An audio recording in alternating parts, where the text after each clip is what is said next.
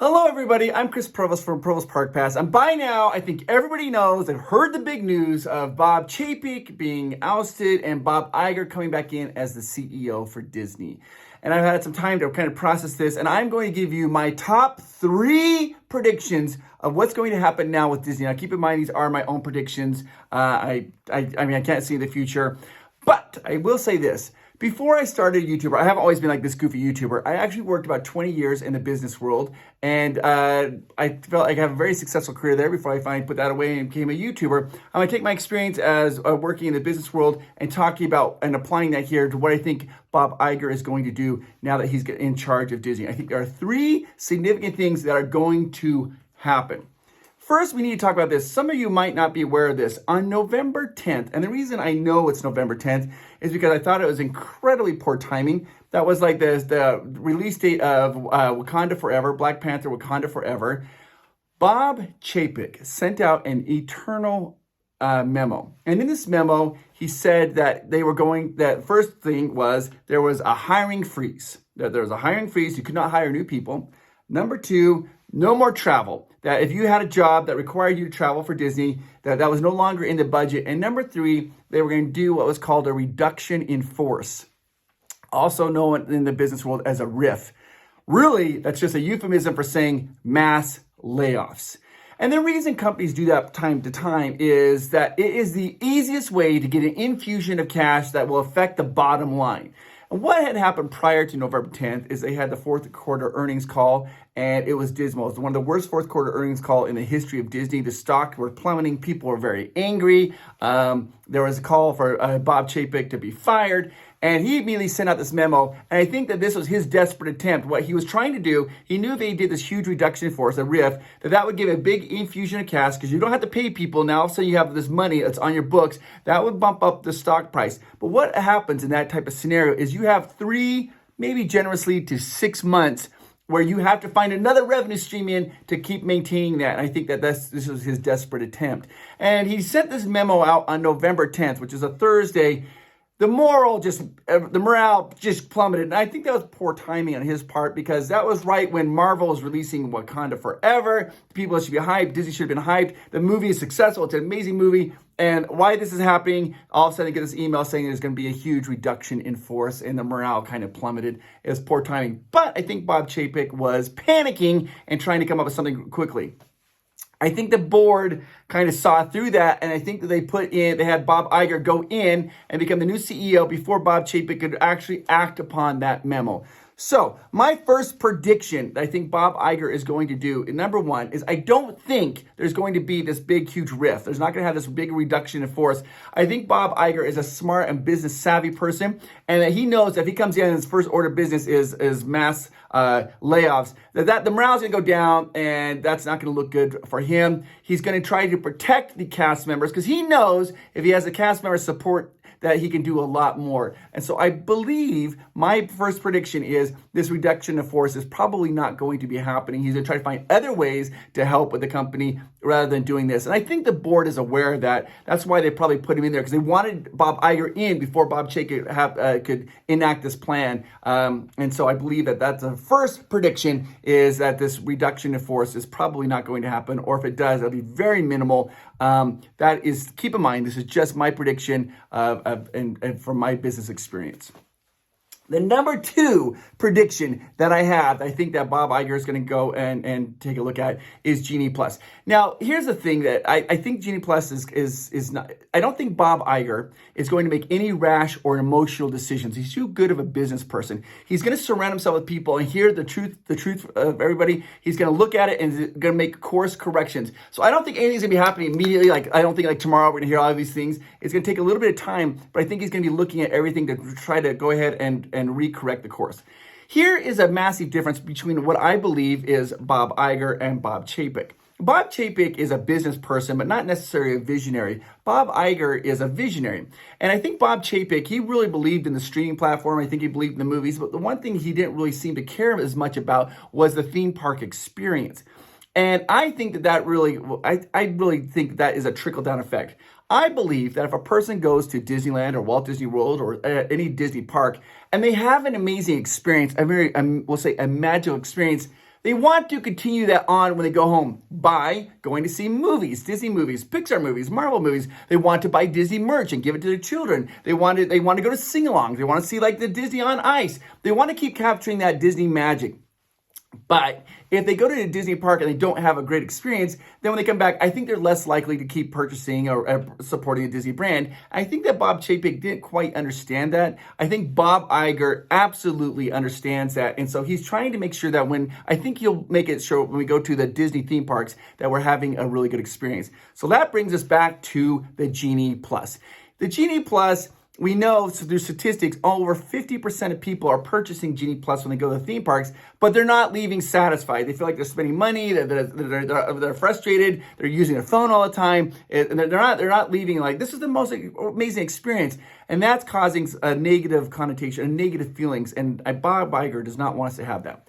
Let's talk briefly about Universal Studios. Universal Studios has this thing called an Express Pass. An Express Pass it's a limited number, and I'm making up numbers here because I don't know all the statistics, but let's just say you pay, and it's expensive, but they only maybe sell like 100 a day. And to those people, they sell it, and it allows you to go to the front of the line to most attractions. But they doesn't let you go to the front of the line of their most popular attractions. That's like Hagrid's, and that's like Velocicoaster. Every single person has to wait in line if they want to ride the most popular attractions. Universal's like, hey, if you want to ride the most popular, it doesn't matter. Everybody waits in line. At the same time, Universal wants to keep the line moving. They always are trying to keep the line moving. So they only sell a limited number of these express passes that goes in front of the line. So if I don't have an express pass and I'm waiting in line, the line always keeps moving, so I don't get angry. Whereas I think what happens right now with the Genie Plus is you could be stagnant for 20 minutes watching all these people have Genie Plus go in front of you, and you're getting more angry. Then you move 20 feet, and it stops, and you're waiting there. I think Bob Iger is aware of that. The reason I bring this up is Disneyland Paris, about 6 months ago, implemented a new program, and this program was basically an express pass.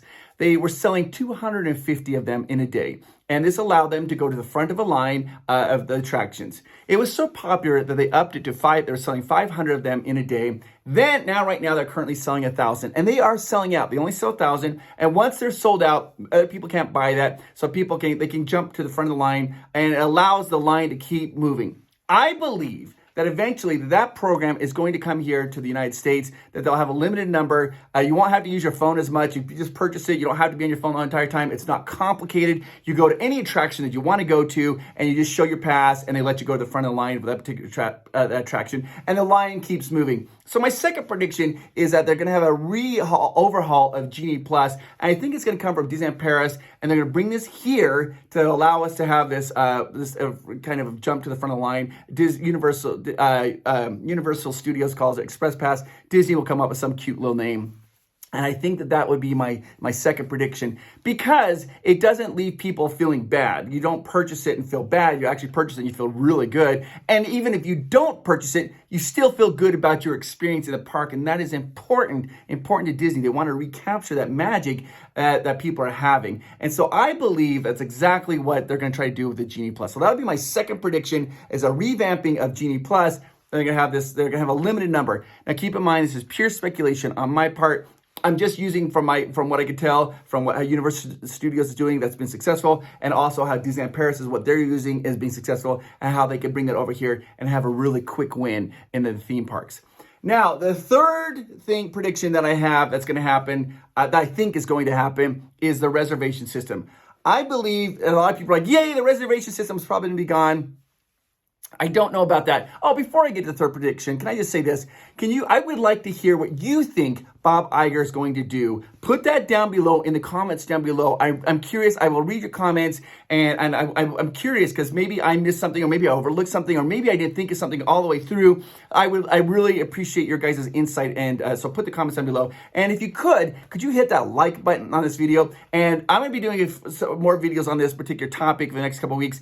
And so if you hit that subscribe button and then hit that bell notification, every time one of these videos comes up, you'll be notified. Plus, we have all the other cool videos, Disney videos that I filmed are already come out, and you guys can see a bunch of Disney stuff as well. All right, so now let's go on to the third prediction of what I think is going to happen. So it's the reservations. I don't think reservations are going to go away, but I think they're going to overhaul it, and I will explain to you why.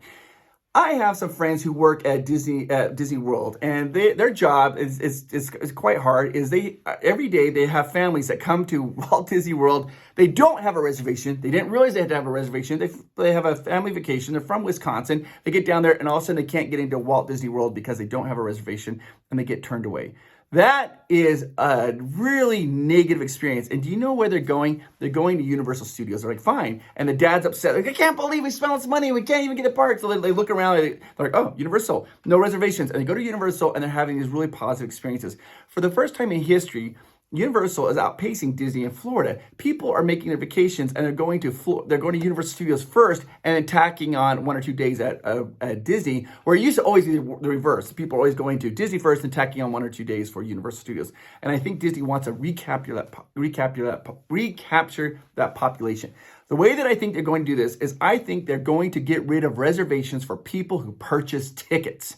I'm not talking, now if you have a magic key, I think will still probably be required to get a reservation. If you have a magic key, you'll still have to get reservations. I think that they're going to get rid of the reservation system for people who are coming, who are just purchasing like a 5-day pass or a 1-day pass or a 2-day pass. That way the family that comes in from Wisconsin had no idea about reservations. They don't even know. They purchase their tickets, they get to go in the park, and they're good to go.